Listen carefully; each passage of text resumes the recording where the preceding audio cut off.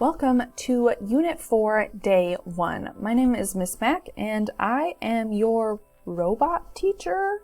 I exist only in this box. This is where I live. I'm just kidding. But this is Nature via Nurture. Let's just jump in. We have 3 tasks to do today.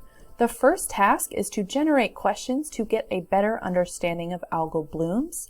We are going to do that by watching this video and taking some notes on our notes table right here. Then our task 2 is to organize our questions into a concept map. And our concept map has some criteria. We have to meet all of these, and it has to kind of look like this in our group.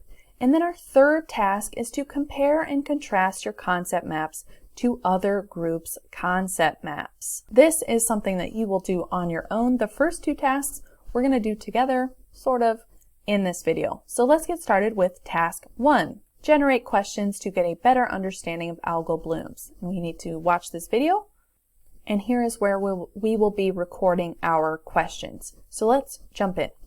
Toxic algae is being blamed for the closure of a popular Oakland lake. KPIX5's Jessica Flores shows us what to watch out for.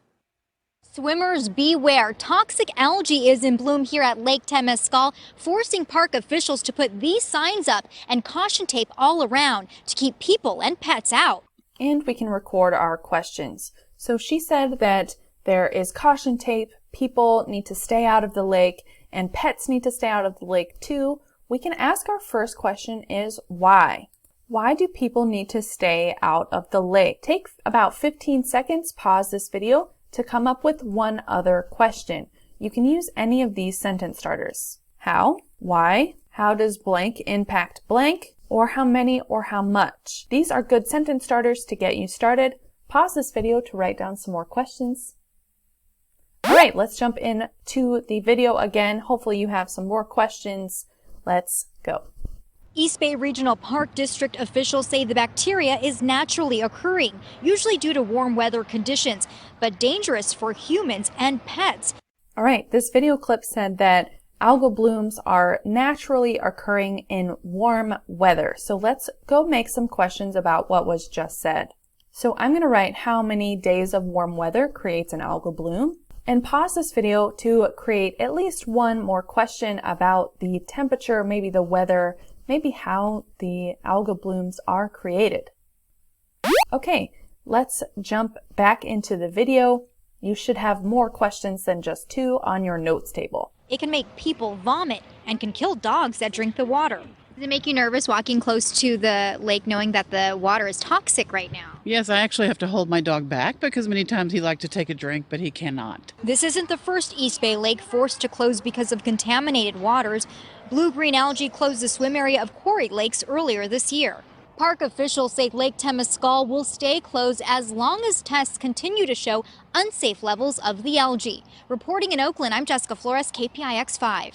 So that is the end of the video. She said that algal blooms are toxic for dogs and humans, that it can kill dogs and make humans very sick. So let's go make some questions about that. Here we have our notes table. I'm going to ask, why does the algal bloom impact dogs more severely than humans?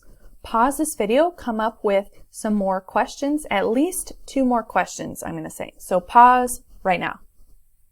Welcome back. I have my own list of questions, and you should have your own list of questions. If you want to combine them with mine, go ahead. We need to start our concept map right now. So I'm going to do my concept map on Jamboard. If you know how to do Jamboard, feel free to do a Jamboard along with me. If you don't, just grab a pen or a pencil and some paper. Okay, so task 2, let's see. We have to say Lake Temescal algal bloom in our center. And here I have the text box. I just created this with the text box feature. Now I'm going to add my circle with the circle tool. And then I'm going to 3 dots, order, send to back, so we can order it so we can get this title up front. Okay, now I have to transfer all of my questions. I'm going to worry about the circles later. So pause this video, put all of your questions around this center title. Now, I will say if you're working on paper, you want to group the questions in a way that makes sense. So put similar questions closer together and different questions may be farther away. Okay, so pause this video, put your questions onto your concept map. Okay, hopefully you have all of your questions on your concept map. This is what my concept map is looking like so far. I'm going to add the circles later actually. For now, I'm going to group the questions together. So we have temperature, cold weather, warm weather. These are all having to do with weather and the temperature that makes algal blooms possible.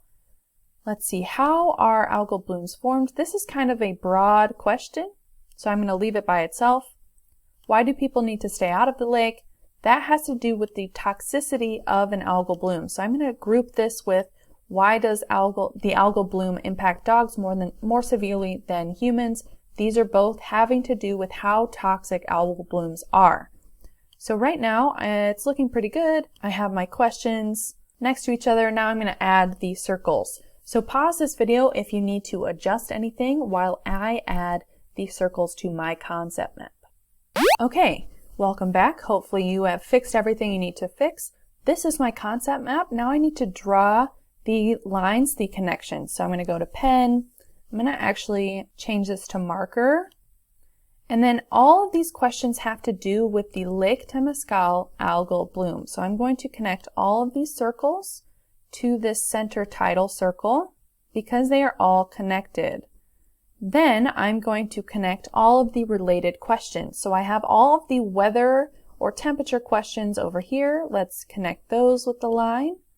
Then I have the toxicity questions here. Let's connect those two. And then this one is just a broad question. I'm going to leave it alone. Now we have to answer our questions. We have to come up with some inferences. If you're on Jamboard, you can just add a sticky note with this sticky note feature over here. And then you have your answer to a question. Let's see. So I said I infer that an algal bloom needs at least 1 week of warm weather to form, because that's answering how many days of warm weather creates an algal bloom. Then I have my answer. It's still a square. It's not exactly how it looks like on the concept map in the PowerPoint, but this still checks off all of the requirements. It's a square and it is answering the question that you came up with.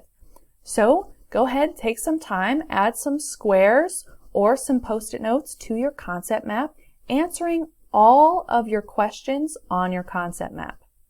Okay, welcome back. Your concept map should be done. Let's check our criteria. We have to go through all of this criteria, but there is a shorter checklist over here. So, do we have our questions in the circles? I have my questions in circles. Are your questions in circles? Do we have possible answers to some questions in squares? Do you have the answers to your questions in squares on your concept map? And then connections between related questions. So did you draw lines between questions that are related to each other? And your concept map should look something like this. If it's on Jamboard, remember our squares are post-it notes. So hopefully you meet all of these criteria. Now, your task 3, the last task, is to compare and contrast your concept map to other groups' concept maps. Go ahead and do that with your class or whatever your real human teacher tells you to do. I will see you in a different video eventually. I'll be here in the internet.